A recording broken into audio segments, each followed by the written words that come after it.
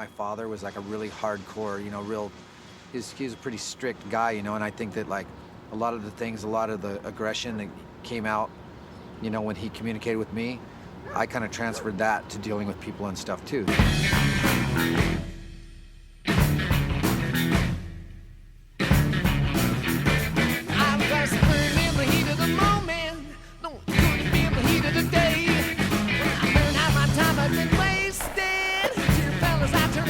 Tony made it really known that, hey, man, I'm going to be #1, and that's it.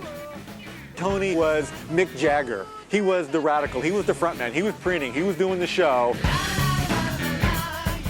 He was the Michael Jordan of skateboarding back then. And at the same time, he was Dennis Rodman.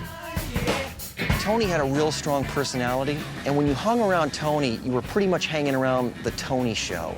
Tony was probably the first person who taught me what the word ego meant. We all had big egos, but Tony's was bigger than all of ours put together. If a person has a big ego, they better be able to back it.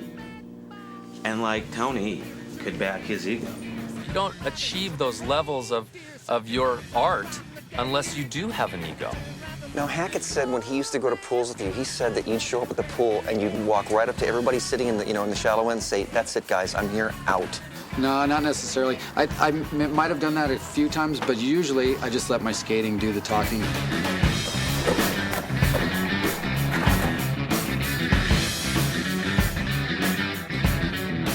His timing and balance and speed and agility were far beyond everybody else's. It was just a known fact.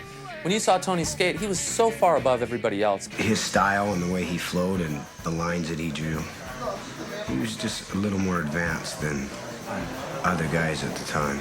He could carve a pool fluently and effortlessly, and then at the same time, every turn was attacked as though his life depended on it.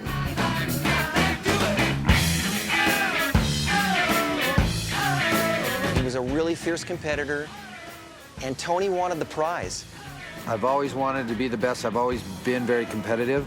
My goal was I wanted to be a world champion. I wanted to be the best in the world. In 1977, on ABC's Wide World of Sports, Tony Alva became modern skateboarding's first overall Grand National Champion.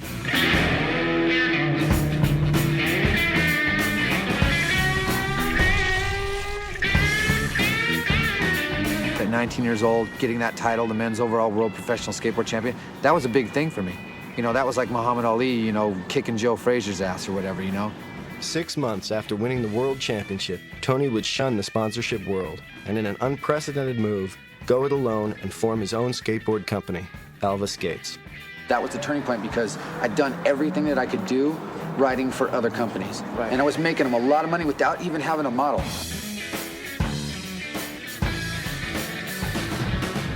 In that way, he was professional, and he wanted money for everything that he did at some point because he saw he was getting exploited. So I started my own skateboard company at 19 years of age. I mean, I was pretty self-centered at the time, man. My deal was like, I'm gonna make some money.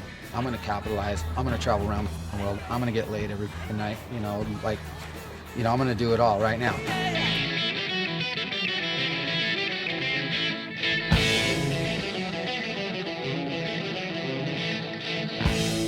When Tony Alva came out with his first ad for his first company, it was a complete revolution in the skateboarding industry. People were just up in arms because here's this guy standing just like really tough. And it was all of a sudden the advertisement was no longer about skateboarding. It had nothing to do with the product. It was about attitude.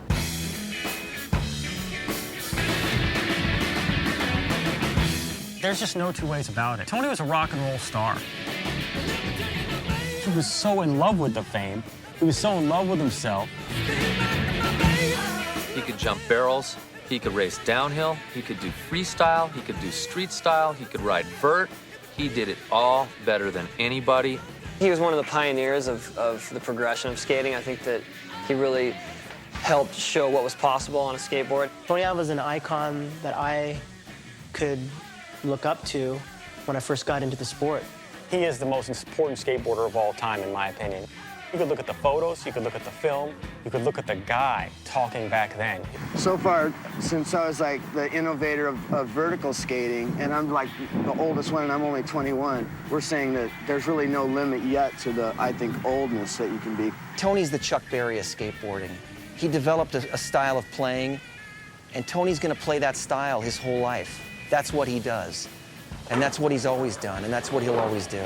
There's no way that you can really say that he's over the hill or anything until the guy just totally drops out of the whole scene and isn't recognized as a, you know, person of high esteem in the world of professional skateboarding or whatever he's doing.